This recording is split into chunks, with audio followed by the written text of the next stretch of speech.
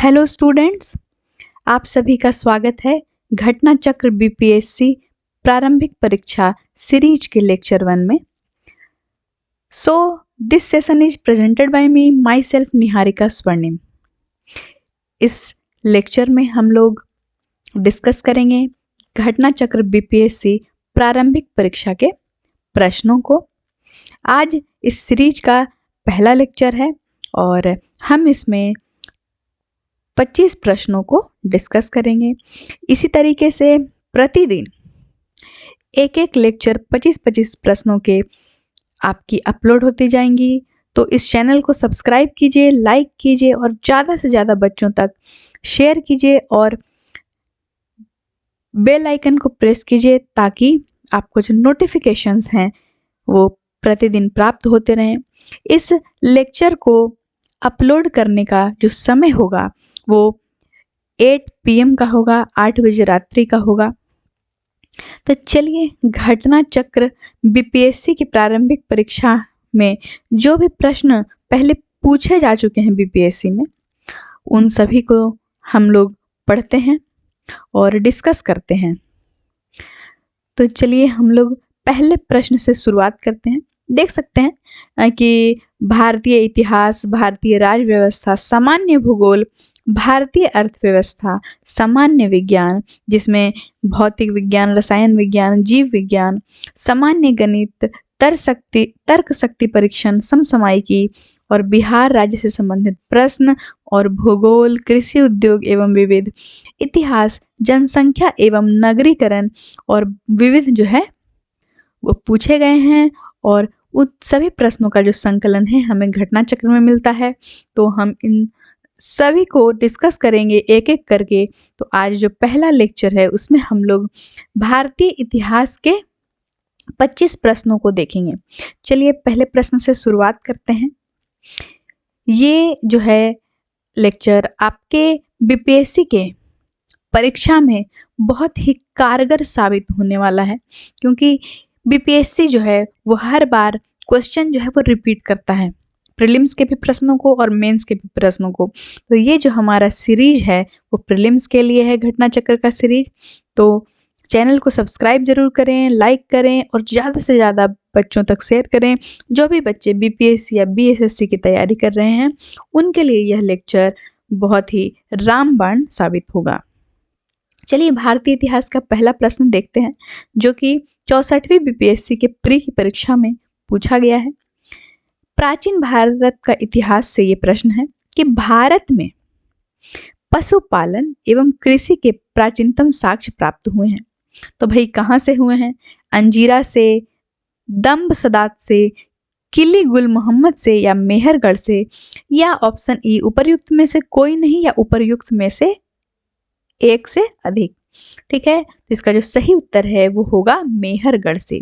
जो भारत में पशुपालन एवं कृषि के जो प्राचीनतम साक्ष्य प्राप्त हुए हैं वो हुए हैं मेहरगढ़ से। ठीक है, आप लोगों को मैं बता दूं कि ये जो 25 प्रश्नों का जो सीरीज है वो मैं प्रतिदिन जो है वो अपलोड करूंगी। तो आप बेल आइकन को जरूर से प्रेस कर लें ताकि जो आपको नोटिफिकेशन है वो हमेशा मिल जाए। और जो लेक्चर की टाइमिंग है वो 8 से 8:30 के बीच रहेगी, वो आपको प्रतिदिन अपलोड हो जाएगी। और ये आपको 68वीं बीपीएससी की परीक्षा में या फिर आप अगर 69वीं बीपीएससी देना चाहते हैं तो आपके लिए बहुत ही मददगार साबित होगा। तो चलिए इसको हम लोग डिटेल में पढ़ते हैं कि भारत में पशुपालन एवं कृषि के जो प्राचीनतम साक्ष्य प्राप्त हुए हैं वो मेहरगढ़ से हुए हैं। अब देखते हैं कि भारतीय उपमहाद्वीप में पशुपालन एवं कृषि का जो प्रारंभिक स्थल है वह मेहरगढ़ को माना जाता है। ठीक है, जो कि 7000 से 5500 ईसा पूर्व के मध्य मानव बसाव का क्षेत्र था। ठीक है, कुछ विद्वान मेहरगढ़ में पशुपालन का काल जो है वो 8500 ईसा पूर्व को मानते हैं। ठीक है, देखिए ये जो डाटा है थोड़ा वेरी करता है, जिससे इसमें भी देखें कि जो 7000 से 5500 ईसा पूर्व के मध्य जो है मानव बसाव का क्षेत्र था। और कुछ विद्वान जो है वो मेहरगढ़ में पशुपालन का जो काल है वो कब मानते हैं? तो 8500 ईसा पूर्व को मानते हैं। ठीक है, 8500 ईसा पूर्व से मानते हैं। और नवीनतम खोजों के आधार पर भारतीय उपमहाद्वीप में प्राचीनतम कृषि साक्ष्य वाला जो स्थल है वह उत्तर प्रदेश के संत कबीर नगर जिले में स्थित लहुरा देव है। ठीक है, कौन सा जगह है? लहुरा देव। समझ आ रही है आपको कौन सा जगह है? तो लहुरा देव है। ठीक है, यहाँ से 7000 ईसा पूर्व से 9000 ईसा पूर्व के मध्य मानव के बसने तथा निश्चित तौर पर 6400 ईसा पूर्व के चावल के साक्ष्य प्राप्त हुए हैं। उल्लेखनीय है कि इस नवीनतम खोज के पूर्व उप भारतीय उपमहाद्वीप का प्राचीनतम कृषि साक्ष्य वाला स्थल मेहरगढ़ पाकिस्तान के बलूचिस्तान में स्थित, यहाँ से 7000 से 5500 ईसा पूर्व के गेहूं के साक्ष्य मिले हैं। तो ये जो मेहरगढ़ वाला जो इलाका है, ये मेहरगढ़ वाला जो क्षेत्र है, वो वर्तमान में कहाँ स्थित है? तो पाकिस्तान के बलूचिस्तान में स्थित है। ठीक है, इस चीज को आप देख लीजिए। फिर है कि इसके साथ ही चावल के साक्ष्य वाला जो स्थल है वो कोल्डिहवा है। तो कई बार जब भी आप किसी प्रश्न को पढ़ें तो उसमें जितने भी ऑप्शंस है, जैसे कि बीपीएससी जब प्रश्न पूछता है, तो जैसे इस बार इसने प्रश्न पूछा क्या कि भारत में पशुपालन एवं कृषि के प्राचीनतम साक्ष्य कहाँ से प्राप्त हुए हैं? तो मेहरगढ़ से हुए हैं। तो आप देखेंगे कि जब अगली बार प्रश्न आएगा तो जो बाकी रिलेटेड चीजें हैं इस प्रश्न से, वो चीज को पूछ सकता है। जैसे कि पूछ सकता है कि चावल का साक्ष्य सर्वप्रथम कहाँ मिला है? तो हम लोग उसका आंसर क्या देंगे कि कोल्डिहवा से मिला है, जो कि कहाँ स्थित है? तो प्रयागराज जिले में बेलन नदी के तट पर स्थित है। ठीक है, यहाँ से 6500 ईसा पूर्व के चावल की भूसी के साक्ष्य मिले हैं, यह माना जाता है। ठीक है, तो इस तरह के जो प्रश्न हैं वो आएंगे। तो आप जब भी, इसलिए मैं बोल रही हूँ कि आप इस लेक्चर को जरूर से जरूर अटेंड करें। ये आपके 68वीं बीपीएससी की परीक्षा, 69वीं बीपीएससी की परीक्षा, या जब भी आप बीपीएससी की परीक्षा देना चाहते हैं, आपके लिए बहुत ही मददगार और रामबाण साबित होगा। ठीक है, प्रश्न संख्या 2 पर आते हैं हम लोग। अब हम लोग आते हैं प्रश्न संख्या 2 पर कि निम्नलिखित में से किसको कैल्कोलिथिक युग भी कहा जाता है? पुरापाषाण युग को, नवपाषाण युग को, ताम्रपाषाण युग को, या लौह युग को? तो आप सभी को पता होगा कि कैल्कोलिथिक युग जो है वो ताम्रपाषाण युग को कहा जाता है। कैल्कोलिथिक युग किसको कहा जाता है? ताम्रपाषाण युग को कहा जाता है। और ताम्रपाषाण युग को कैल्कोलिथिक युग भी कहा जाता है जिन संस्कृतियों में तांबे के औजारों के साथ ही पत्थर के बने हुए उपकरणों का प्रचलन मिलता है, उन्हें प्रायः ताम्रपाषाणिक संस्कृतियां कहा जाता है। ठीक है, उसको क्या बोला जाता है? ताम्रपाषाणिक संस्कृतियां कहा जाता है। ठीक है, अब हम लोग आते हैं प्रश्न संख्या 3 पर। अब हम लोग आते हैं किस पर? प्रश्न संख्या 3 पर आते हैं कि हड़प्पा में मिट्टी के बर्तनों पर सामान्यतः किस रंग का उपयोग हुआ था? ठीक है, लाल, नीला, हरा, पांडु या नीला? तो इसका जो सही उत्तर है वो है लाल। ठीक है, देखिए हड़प्पा निवासी मिट्टी के बर्तनों का व्यापक पैमाने पर निर्माण करते थे। प्रारंभिक हड़प्पा सभ्यता में पैर से चलित चाक का प्रयोग किया जाता था। परिपक्व हड़प्पा के दौर में हाथ से चलित चाकों का प्रयोग किया जाने लगा था। डिजाइन के आधार पर इन बर्तनों की 2 श्रेणियां थी। एक तो बिना डिजाइन वाले बर्तन थे और दूसरा था चित्रित मृदभांड। कैसा था? चित्रित मृदभांड। एक मृदभांड जिसपे क्या बना हुआ हो? चित्र बना हुआ हो। ठीक है, मृदभांडों को बनाने वाली जो मिट्टी थी उसमें क्या किया जाता था? तो रेत का मिश्रण किया जाता था, जिनको पकाने पर यह कैसा रंग ले लेते थे? तो भूरे लाल रंग का जो रूप है वह ग्रहण कर लेती थी।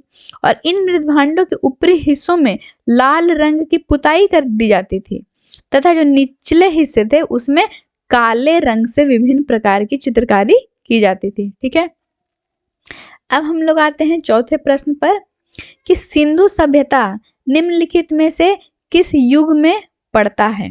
ऐतिहासिक काल, प्राग ऐतिहासिक काल, उत्तर ऐतिहासिक काल या आदि ऐतिहासिक काल? तो आप लोगों को मैं बता दूं कि जो सिंधु सभ्यता है वो आदि ऐतिहासिक काल में पड़ता है। ठीक है, और चलिए इसको देखते हैं कि ऐतिहासिक काल का जो निर्धारण है वो पठनीय लेखन कला के ज्ञान के आधार पर किया जाता है। यानी कि ऐतिहासिक काल हम लोग किसको बोलते हैं, जिसको हम लोग, जिसके जो लिखित साक्ष्य मिले हैं, जिसको हम लोग पढ़ सकते हैं। लेकिन जो आद्य ऐतिहासिक काल है, यहाँ लेखन का ज्ञान तो था, लेकिन हम लोग उसको अभी तक पढ़ नहीं पाए हैं, उसको पढ़ा नहीं जा सकता है। ठीक है, तो चलिए देखते हैं कि लेखन कला के ज्ञान से पहले का कालखंड प्राग ऐतिहासिक कालखंड होता है। यानी प्राग ऐतिहासिक काल कैसा कालखंड है, जहाँ पे लेखन कला नहीं था। ठीक है, फिर हम लोग देखते हैं कि भारतीय इतिहास में 2500 बीसी से 600 बीसी का कालखंड जो है यह आदि ऐतिहासिक माना गया है। सैंधव सभ्यता जो है वो आदि ऐतिहासिक काल की सभ्यता है। तो सिंधु ही सभ्यता को ही सैंधव सभ्यता हम लोग यहाँ पे कह रहे हैं। इसको हड़प्पा की सभ्यता भी बोला जाता है, क्योंकि जो इसको हम लोग क्या बोलते हैं, हड़प्पा की सभ्यता भी इसको बोला जाता है, सिंधु सभ्यता भी बोला जाता है। इसी को हम लोग क्या कह रहे हैं, सैंधव सभ्यता भी कह रहे हैं।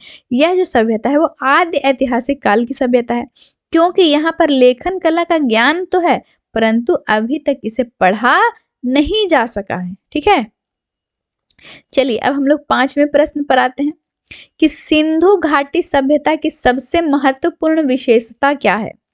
पहला कि पक्की ईंट से बनी इमारत, दूसरा प्रथम असली मेहराब, तीसरा पूजा स्थल, चौथा कला और वास्तुकला, या फिर उपर्युक्त में से कोई नहीं, या उपर्युक्त में से एक से अधिक। तो इसका सही उत्तर है सिंधु सभ्यता की सबसे महत्वपूर्ण विशेषता क्या है कि उस समय की जो इमारतें हैं वो पकी हुई ईंट से बनी थी, पक्की ईंट से बनी हुई थी। ठीक है, तो सिंधु घाटी सभ्यता की प्रमुख विशेषता जो है वो नगर नियोजन को माना जाता है। यहाँ नगर और कस्बे जो है एक निश्चित योजना के अनुसार बसाए जाते थे, और पक्की ईंट से बनी इमारतों में मोहनजोदड़ो का विशाल स्नानागार व अन्नागार प्रमुख है। यानी कि जो स्नानागार है, जो विशाल सा स्नानागार है, जो अन्नागार है, अन्नागार मतलब जहाँ पे अन्न रखा जाता था, स्नानागार यानी कि जो स्नान करने का स्थान था वो विशाल था। ये जो है वो क्या है, महत्वपूर्ण है, प्रमुख है। यह जो क्या है, पक्की ईंट से बनी हुई है। इनकी सतह पक्की ईंटों की है, जिसे जिप्सम और मोर्टार द्वारा जोड़ा गया। तो आपको प्रश्न ये भी पूछा जा सकता है कि मोहनजोदड़ो में क्या क्या प्राप्त हुए, मोहनजोदड़ो से किस किस चीज का साक्ष्य प्राप्त हुआ है। तो हम लोग कह सकते हैं स्नानागार और अन्नागार कहाँ से प्राप्त हुए हैं, तो मोहनजोदड़ो से प्राप्त हुए। तो ये भी एक प्रश्न बन सकता है। फिर कह सकते हैं कि जो सतह जो थी वहां की वो किस चीज से बनी हुई थी।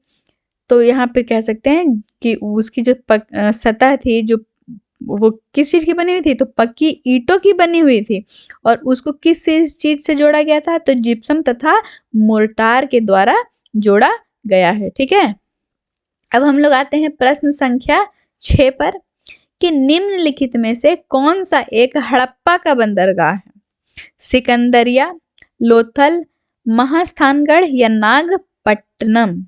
ठीक है, इसका सही उत्तर जो है वो लोथल है। हम लोग बहुत बार इसको पढ़ चुके हैं कि हड़प्पा का जो एक प्रमुख बंदरगाह था वो कौन सा था, लोथल था, जो कि कहाँ पे मौजूद है, गुजरात में है। ठीक है, तो हड़प्पियन नगर लोथल गुजरात के अहमदाबाद जिले में भोगवा नदी के किनारे स्थित है। आपसे कई बार ये भी प्रश्न पूछता है कि जो हड़प्पा है, सिंधु सभ्यता का एक महत्वपूर्ण स्थान जो हड़प्पा है, वो कह सकते हैं, देखिए इसका प्रश्न इस तरीके से पूछ सकता है कि जो लोथल है, ठीक है, जो हड़प्पा का एक महत्वपूर्ण बंदरगाह है लोथल, ये जो लोथल है वो किस नदी के किनारे स्थित है। तो ऑप्शन में आपको दे सकता है सिंधु नदी, भोगवा नदी, रावी नदी, झेलम नदी। तो इसका सही उत्तर क्या होगा, भोगवा नदी। ठीक है, तो हड़प्पियन नगर जो लोथल है, जो कि क्या एक प्रमुख बंदरगाह है, वहां पे ये कहाँ पे स्थित है, तो भोगवा नदी के किनारे स्थित है। ठीक है, यहाँ की सर्वाधिक महत्वपूर्ण उपलब्धि जो है वो हड़प्पा कालीन बंदरगाह है। ठीक है, अब हम लोग आते हैं 7वें प्रश्न पर। ठीक है, अब हम लोग कहाँ आते हैं, तो हम लोग देखते हैं 7वां प्रश्न देखते हैं। अब हम लोग देखते हैं 7वां प्रश्न। निम्नलिखित में से कौन सी हड़प्पा कालीन स्थल जो है वो गुजरात में है? ठीक है, लोथल, डाबरकोट, कालीबंगा, राखीगढ़ी। यह उपर्युक्त में से कोई नहीं है, उपर्युक्त में से एक से अधिक। ठीक है, तो इसका जो सही उत्तर अभी हमने पढ़ा कि लोथल कहाँ स्थित है, गुजरात में स्थित है, तो इसका सही उत्तर क्या है, लोथल। ठीक है, हड़प्पा कालीन स्थल जो गुजरात में है वो कहाँ, कौन सा है, तो लोथल। ठीक है, अब प्रश्न संख्या 8 हम लोग देखते हैं कि निम्न में से किस हड़प्पा कालीन स्थल से टेराकोटा का हल प्राप्त हुआ है? ठीक है, निम्नलिखित में से किस हड़प्पा कालीन स्थल से टेराकोटा का हल प्राप्त हुआ है? धौलावीरा, बनावली, कालीबंगा या लोथल, या उपर्युक्त में से कोई नहीं, या उपर्युक्त में से एक से अधिक। इसका सही उत्तर है बनावली। ठीक है, यह बनावली जो है वो हरियाणा के फतेहाबाद जिले में स्थित है और इसी बनावली से टेराकोटा का हल प्राप्त हुआ है। ठीक है, अब हम लोग आते हैं प्रश्न संख्या 9 पर कि निम्न में से किस हड़प्पन नगर में जुते हुए खेतों के निशान मिले हैं? कालीबंगा, धौलावीरा, मोहनजोदड़ो, लोथल, या उपर्युक्त में से कोई नहीं, उपर्युक्त में से एक से अधिक। तो जो जुते हुए खेतों के निशान जो मिले हैं वो आपका मिला है कालीबंगा से। ठीक है, प्रश्नगत हड़प्पा सभ्यता के स्थलों में से खंबात की खाड़ी के निकट स्थित लोथल से गोदी बाड़ा के साक्ष्य मिले हैं। राजस्थान के हनुमानगढ़ जिले से घग्गर नदी के किनारे स्थित कालीबंगा से जुते हुए खेत के साक्ष्य मिले हैं। फिर देखिए कि गुजरात के धौलावीरा से हड़प्पा लिपि के बड़े आकार के 10 चिन्हों वाला एक शिलालेख मिला है। देखिए ये सारे पॉइंट्स हैं, ये भी आपको प्रश्न के रूप में पूछे जा सकते हैं। ठीक है, तो इन प्रश्नों को ध्यान से आप सुनिए और पढ़िए। देखिए हरियाणा के फतेहाबाद जिले में स्थित बनावली से पक्की मिट्टी की बनी हुई हल की प्रतिकृति मिली है। ठीक है, अब हम लोग आते हैं प्रश्न संख्या 10 में कि निम्नलिखित में से कौन हड़प्पा और मोहनजोदड़ो के उत्खनन से संबंधित नहीं थे? ठीक है, अब यहाँ पे खोजकर्ताओं के बारे में दिया गया है। ठीक है, जो आर्कियोलॉजिस्ट है उनके बारे में पूछा गया है कि कौन जो है वो हड़प्पा और मोहनजोदड़ो के उत्खनन से संबंधित नहीं थे।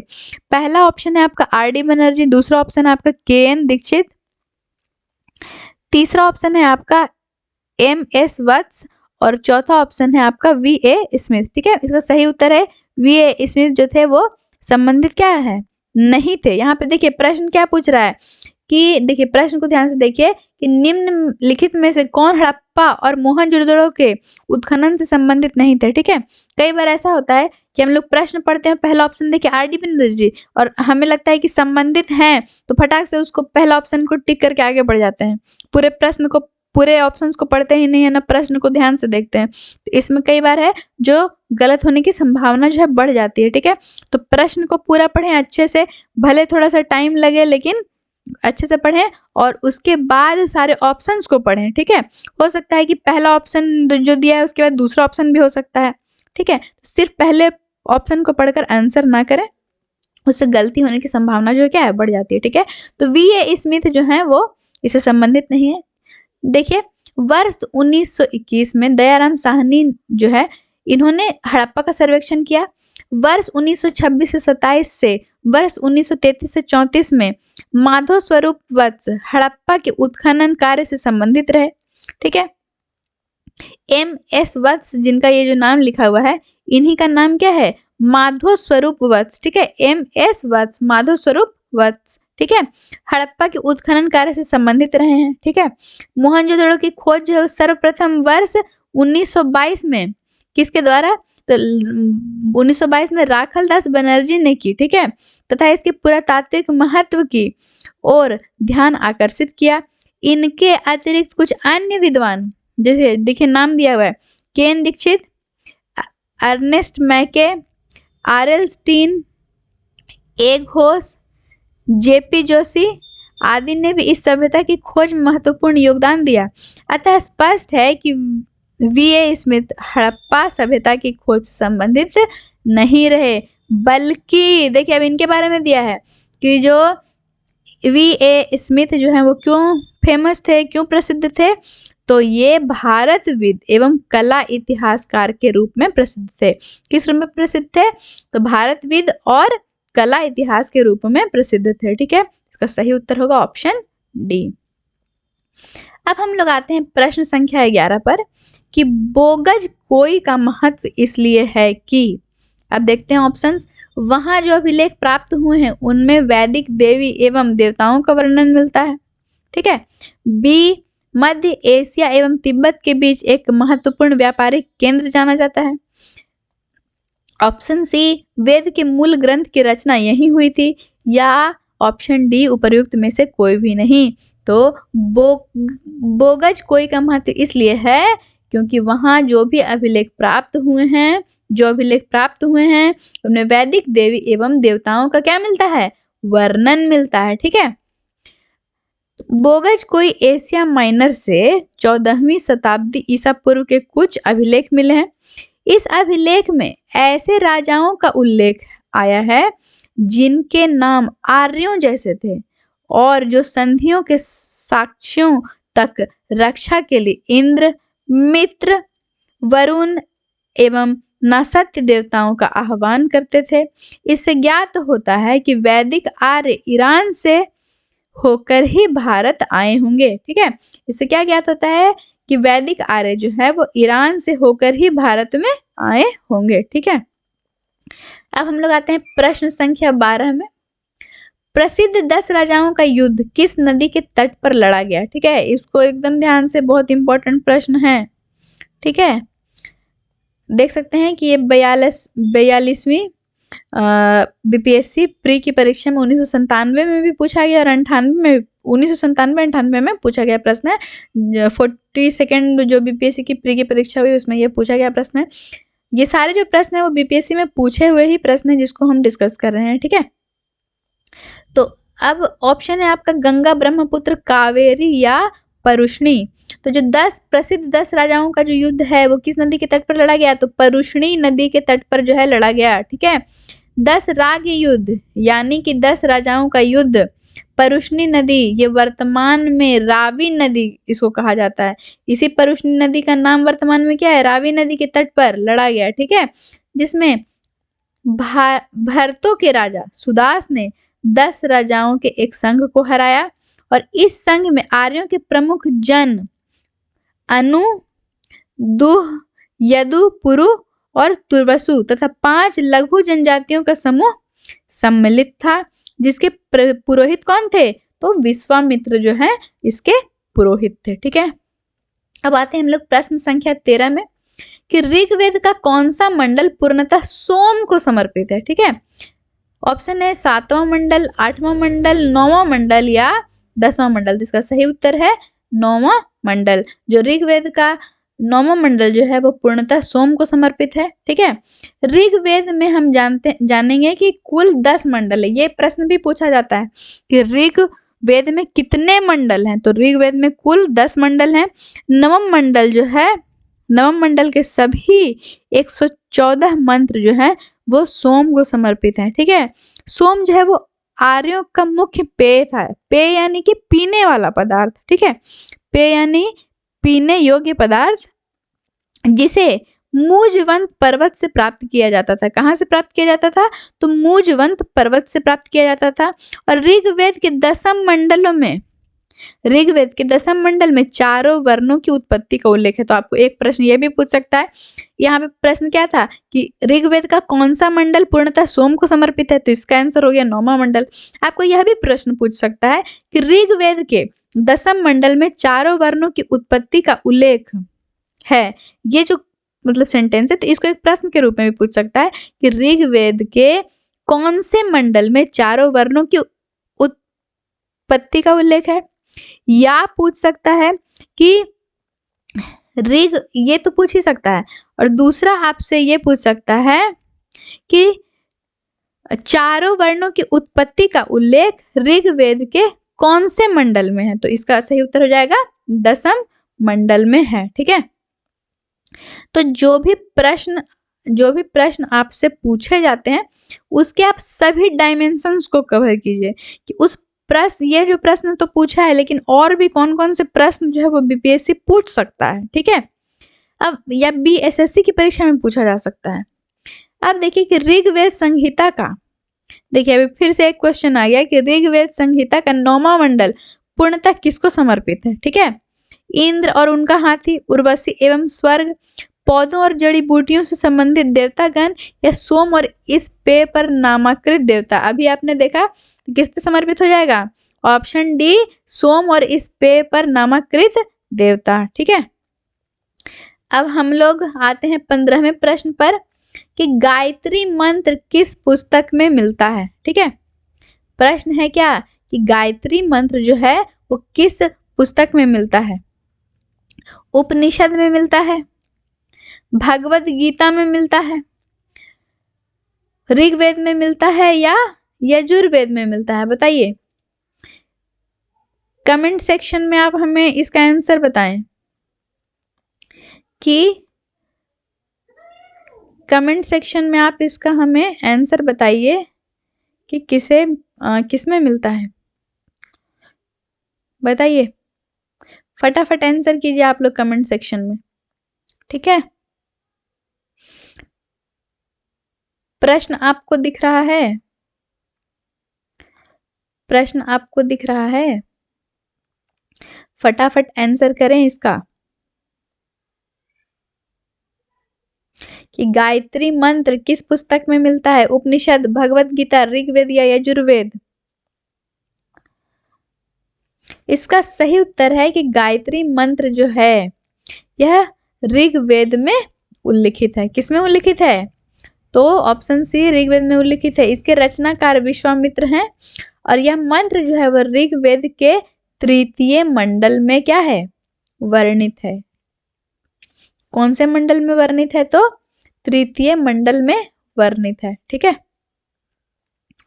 चलिए अब हम लोग आते हैं प्रश्न संख्या 16 पे कि निम्न में से किस भारतीय दर्शन ने परमाणु सिद्धांत का प्रतिपादन किया। पहला ऑप्शन है आपका योग, न्याय, सांख्य, वैशेषिक, या ऑप्शन ई उपर्युक्त में से कोई नहीं, या उपर्युक्त में से एक से अधिक, ठीक है। क्या है इसका सही उत्तर, तो इसका सही उत्तर है वैशेषिक। वैशेषिक दर्शन के अनुसार सृष्टि का जो निर्माण है वो अणु से हुआ है, ठीक है। और महर्षि कणाद जो हैं इस दर्शन के प्रवर्तक हैं, ठीक है। अब कह रहे हैं कि भारतीय दर्शन ने परमाणु सिद्धांत का प्रतिपादन किया, तो निम्न में से किस भारतीय दर्शन ने, तो इसका सही उत्तर है वैशेषिक। और वैशेषिक दर्शन के अनुसार जो सृष्टि का निर्माण हुआ है वो किससे हुआ है, तो अणु से हुआ है। और महर्षि कणाद जो हैं वो इस दर्शन के क्या है, प्रवर्तक हैं। तो आपको क्वेश्चन ये भी पूछा जा सकता है कि परमाणु सिद्धांत का प्रतिपादन करने वाले प्रवर्तक कौन है, तो इसका सही उत्तर होगा महर्षि कणाद, ठीक है। अब हम लोग आते हैं 17वें प्रश्न पर। महावीर स्वामी का जन्म कहाँ हुआ था। देखिए 25 प्रश्नों का ही एक लेक्चर रहेगा, तो आप पूरा वीडियो जरूर ध्यान से देखिए, आपके लिए बहुत ही महत्वपूर्ण और रामबाण साबित होने वाला है यह लेक्चर। और प्रतिदिन देखिए ताकि आपका जो पूरा कवर हो जाए सिलेबस अच्छे से प्रीलिम्स का। महावीर स्वामी का जन्म कहाँ हुआ था, ठीक है। कुंडग्राम में, पाटलिपुत्र में, मगध में, वैशाली में। चलिए फटाफट आंसर कीजिए आप लोग कमेंट सेक्शन में कि महावीर स्वामी का जन्म कहाँ हुआ था, तो इसका सही उत्तर है कुंडग्राम में, ठीक है। महावीर स्वामी का जन्म जो है वो कुंडग्राम या कुंडलपुर में वैशाली के निकट लगभग 599 ईसा पूर्व में हुआ था। उनकी माता का नाम क्या है, त्रिशला, ठीक है, जो वैशाली के लिच्छवी गणराज्य के प्रमुख चेटक की बहन थी, ठीक है। तथा पिता का नाम क्या है, सिद्धार्थ, ज्ञात्रिक क्षत्रियों के संघ के प्रधान थे। उनके बड़े भाई का क्या नाम है, नंदीवर्धन, ठीक है। कुछ प्राचीन संस्करण की एनसीईआरटी पुस्तकों में महावीर स्वामी का जो जन्म है वो 540 ईसा पूर्व बताया गया है, ठीक है। उसके बाद है कि इसी आधार पर अनेक अन्य प्रकाशकों ने भी यही जन्म तिथि अपने पुस्तकों में भी अंकित कर दिया है, जिससे भ्रम की स्थिति उत्पन्न हो गई। ऑब्वियस सी बात है कि अगर अलग अलग बुक में अलग अलग डाटा दिया रहेगा तो भ्रम तो होना ही है। उसके बाद महावीर स्वामी की जो सही जन्म तिथि है वो 599 ईसा पूर्व ही उचित है, क्योंकि महावीर स्वामी जो हैं, ठीक है, जो महावीर स्वामी हैं वो महात्मा बुद्ध के पहले के काल के हैं, ठीक है। और महात्मा बुद्ध का जो जन्म है वो 563 ईसा पूर्व में हुआ है। और एनसीईआरटी के जो नवीन संस्करण है, यानी कि जो नई बुक पब्लिश हो रही है एनसीईआरटी की, उसमें अब महावीर स्वामी का जो जन्म है वो कितना प्रकाशित हो रहा है, तो 599 ईसा पूर्व प्रकाशित हो चुका है, ठीक है। लेकिन जो पहले की पुस्तकें थी उसमें क्या है, 540 ईसा पूर्व दिया हुआ था, इसलिए जो अन्य बुक्स वगैरह भी हैं उनमें भी वही डाटा दे दिया गया, जिससे कि भ्रम की स्थिति क्या हो गई, पैदा हो गई है। तो आप भी अब क्या मानेंगे, जो महावीर स्वामी का जन्म जो है 599 ईसा पूर्व में हुआ, क्योंकि एनसीईआरटी के नवीन संस्करणों में भी क्या है, यही है। हम लोग सबसे ऑथेंटिक डाटा किसका मानते हैं, एनसीईआरटी पुस्तक का ही मानते हैं, ठीक है। तो आप भी अब यही डाटा मानेंगे कि जो इनका जो जन्म है वो 599 ईसा पूर्व में हुआ है, ठीक है। अब हम लोग 18वें प्रश्न पर आते हैं कि महावीर जैन की मृत्यु निम्नलिखित में से किस नगर में हुई, राजगीर में, सांची में, पावापुरी में या समस्तीपुर में। तो समस्तीपुर में, तो इसका सही उत्तर है पावापुरी। महावीर स्वामी का जो जन्म है वो 599 ईसा पूर्व में वैशाली के निकट कुंड ग्राम में हुआ था। उनके पिता का नाम अभी हमने पढ़ा कि सिद्धार्थ ज्ञात्रिक, सिद्धार्थ पढ़ा, और माता का नाम त्रिशला। और पिता जो सिद्धार्थ हैं वो ज्ञात्रिक क्षत्रियों के संघ के प्रधान थे, और जो वज्जी संघ का एक प्रमुख सदस्य थे। और 527 ईसा पूर्व के लगभग 72 वर्ष की आयु में राजगृह के समीप स्थित पावापुरी नामक स्थान में उन्होंने क्या किया, अपना शरीर त्याग दिया, देह त्याग दिया, ठीक है। अब हम लोग आते हैं 19वें प्रश्न पर कि भगवान महावीर का प्रथम शिष्य था, कौन था, जमाली, योसुद, विपिन या प्रभास। तो ये सही उत्तर इसका क्या है, जामाली, ठीक है। और आपको पता होगा कि जो जामाली है ये इनका क्या था, जमाता था, यानी कि दामाद था। ये संस्कृत में इसी को जमाता बोला जाता है, ठीक है। भगवान महावीर का जन्म जो है क्षत्रिय वंश में सिद्धार्थ के यहाँ 599 ईसा पूर्व में हुआ था, ठीक है। उनकी पत्नी का नाम यशोदा था, ठीक है। आप एक चीज देखिए, महावीर की पत्नी का नाम यशोदा था और भगवान बुद्ध की पत्नी का नाम यशोधरा था, ठीक है। तो बहुत सारी चीजें थोड़ा लगेगा सुनने में कॉमन टाइप का, लेकिन उसमें मतलब आप लोगों को भ्रमित नहीं होना है, उसको कॉम्प्लेक्स नहीं करना है। तो भगवान महावीर की माता का नाम त्रिशला है, पिता का नाम सिद्धार्थ है, ठीक है, पत्नी का नाम यशोदा है। और भगवान बुद्ध जो है, तो भगवान बुद्ध की पत्नी का नाम यशोधरा है, और भगवान बुद्ध के बचपन का नाम जो है वो सिद्धार्थ है, ठीक है। अब उनकी पत्नी का नाम यशोदा था, उनसे प्रियदर्शना नामक एक पुत्री उत्पन्न हुई। उस पुत्री का विवाह जो है जमाली नाम के क्षत्रिय से हुआ था, जो बाद में महावीर स्वामी का अनुयायी बन गया, ठीक है। यह जो है उनका प्रथम शिष्य था, और जमाली ने बाद में महावीर का विरोध किया, ठीक है, और बहुरतवाद नामक एक नए संप्रदाय की शुरुआत की। देखिए अब क्या हो गया, विचारधारा में कॉन्फ्लिक्ट आ गया, तो उसने क्या किया, एक नया संप्रदाय का शुरुआत कर दिया, बहुरतवाद जिसका नाम है, ठीक है। 11 अन्य प्रधान शिष्य हैं जिन्हें गणधर कहा जाता है, और वो उनका नाम क्या क्या है, तो देखिए इंद्रभूति, अग्निभूति, वायुभूति। ये देखिए नाम भी एक ही तरह का लग रहा है, ये जो तीनों थे वो भाई थे। फिर है आर्यव्यक्त, सुधर्मन, मांडिक पुत्र, फिर मौर्य पुत्र, अकंपित, अचल, मैत्रेय और प्रभास, ठीक है। अब हम लोग आते हैं प्रश्न संख्या 20 पर कि निम्नलिखित में से कौन सबसे पूर्वकालिक जैन ग्रंथ कहलाता है, 12 अंग, 12 उपांग, 14 पूर्व या 14 उपपूर्व, ठीक है। जो सबसे पूर्वकालिक जैन ग्रंथ है वो है आपका 14 पूर्व, ठीक है। 14 पूर्व जो प्राचीनतम जैन ग्रंथ है।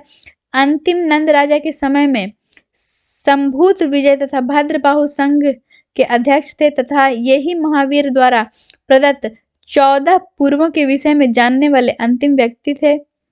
12 अंग में जैन सिद्धांतों का संकलन जो है वो प्रथम जैन सभा में किया गया था, ठीक है। अब हम लोग आते हैं प्रश्न संख्या 21 में। महात्मा बुद्ध ने अपना पहला धर्म चक्र प्रवर्तन किस स्थान पर दिया था? ठीक है, आपका प्रश्न है महात्मा बुद्ध ने अपना पहला धर्म चक्र प्रवर्तन किस स्थान पर दिया था? लुम्बिनी में, सारनाथ में, पाटलिपुत्र में या वैशाली में? ठीक है, इसका सही उत्तर है सारनाथ में।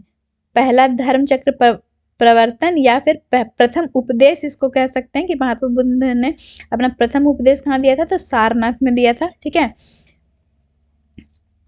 6 वर्षों की साधना के पश्चात 35 वर्ष की अवस्था में वैशाख पूर्णिमा की रात्रि को एक पीपल के वृक्ष के नीचे गौतम बुद्ध को ज्ञान प्राप्त हुआ। ज्ञान प्राप्ति के बाद ही वे बुद्ध कहलाए। ठीक है, ज्ञान प्राप्ति के पश्चात गौतम बुद्ध ने अपने मत का प्रचार प्रारंभ किया। उरुबेला से वे सबसे पहले ऋषि पत्तन, वर्तमान में सारनाथ, ठीक है, पहले सारनाथ का नाम क्या था? ऋषि पत्तन, ठीक है, वर्तमान में इसे सारनाथ कहा जाता है। यहाँ उन्होंने 5 ब्राह्मण सन्यासियों को पहला उपदेश दिया था।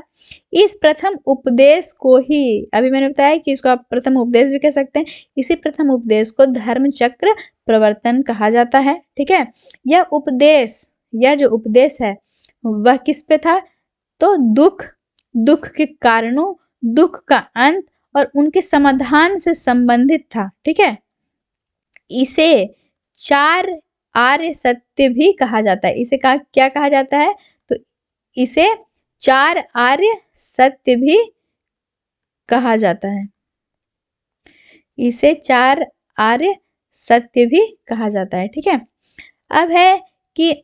अब हम लोग प्रश्न संख्या 22 पर आते हैं कि महात्मा बुद्ध का महापरिनिर्वाण कहाँ हुआ? लुम्बिनी में, बोधगया में, कुशीनगर में या कपिलवस्तु में? ठीक है, देखिए धर्म चक्र प्रवर्तन जो है वो आपको पता चल गया कि जो सारनाथ में हुआ था उसी को प्रथम उपदेश भी कहा गया। महापरिनिर्वाण को ही मृत्यु कहा जाता है। तो जो महात्मा बुद्ध का महापरिनिर्वाण कहाँ हुआ? इसका सही उत्तर है कुशीनगर में। ठीक है, उनकी मृत्यु कहाँ हुई? तो कुशीनगर में हुई। महात्मा बुद्ध ने अपना पहला उपदेश सारनाथ में दिया। उसके पश्चात वे बौद्ध धर्म के प्रचार के लिए कपिलवस्तु, राजगृह, वैशाली तथा कोसल राज्य गए। सबसे अधिक बौद्ध धर्म का प्रचार जो है वो कोसल राज्य में हुआ। ठीक है, ये भी एक महत्वपूर्ण प्रश्न है कि सबसे अधिक बौद्ध का प्रचार किस राज्य में हुआ था? तो कोसल राज्य में हुआ। कोसल नरेश प्रसेनजीत ने अभी अपने परिवार के साथ बुद्ध की शिष्यता जो है वो ग्रहण की थी। अपना प्रचार करते हुए वे मल्लों की राजधानी पावा पहुंचे। यहाँ वे चुंद नामक लुहार की आम्र वाटिका में ठहरे। उसने बुद्ध को सूकर मद्दव खाने को दिया। इससे उन्हें रक्तातिसार हो गया और भयानक पीड़ा उत्पन्न हुई। इस वेदना के बाद भी वे कुशीनारा, जिसको कि कुशीनगर कहते हैं, मल गणराज्य की राजधानी है, यहाँ पहुंचे और यहीं 483 ईसा पूर्व में 80 वर्ष की अवस्था में उन्होंने अपना शरीर जो है वो त्याग दिया और बौद्ध ग्रंथों में इसी को महापरिनिर्वाण कहा जाता है। ठीक है, इसी को क्या कहा जाता है? महापरिनिर्वाण। चलिए अब आते हैं हम लोग 23वें प्रश्न पर कि त्रिपिटक किसकी धार्मिक पुस्तक है? जैन की, हिंदू की, पारसी की, बौद्ध की या उपयुक्त में से कोई नहीं है? उपयुक्त में से एक से अधिक। इसका सही उत्तर है बौद्ध धर्म। त्रिपिटक जो है वो किस से संबंधित है? तो बौद्ध धर्म से संबंधित है। त्रिपिटक बौद्ध धर्म ग्रंथों में सर्वाधिक महत्वपूर्ण है। बुद्ध की मृत्यु के बाद उनकी शिक्षाओं को संकलित कर 3 भागों में बांटा गया। ठीक है, इसी को ही त्रिपिटक कहते हैं। ठीक है, उनकी शिक्षाओं को संकलित करके 3 भागों में बांटा गया, इन्हीं को त्रिपिटक कहते हैं। पहला है विनय पिटक, जिसमें क्या है? तो संघ संबंधी नियम तथा आचार की शिक्षाएं हैं। फिर दूसरा है सुत्त पिटक, इसमें महात्मा बुद्ध के वचन हैं। ठीक है, और तीसरा है अभिधम्म पिटक, जिसमें कि दार्शनिक सिद्धांतों का विश्लेषण है। ठीक है, अब हम लोग आते हैं प्रश्न संख्या 24 पर कि त्रिरत्न या 3 रत्न जैसे सटीक ज्ञान, सच्ची आस्था और सटीक क्रिया निम्न में से किससे संबंधित है? बौद्ध धर्म, हिंदू धर्म, जैन धर्म या ईसाई धर्म, या उपर्युक्त में से कोई नहीं या उपर्युक्त में से एक से अधिक? तो इसका सही उत्तर है जैन धर्म। ठीक है, जैन धर्म में मोक्ष के लिए 3 साधन आवश्यक बताए गए हैं। सम्यक धारण या दर्शन, सम्यक चरित्र और सम्यक ज्ञान। ठीक है, इन तीनों को जैन धर्म में त्रिरत्न की संज्ञा दी गई है। तो सम्यक धारण होना चाहिए, सम्यक चरित्र होना चाहिए और सम्यक क्या होना चाहिए? ज्ञान होना चाहिए। ठीक है, एक मिनट।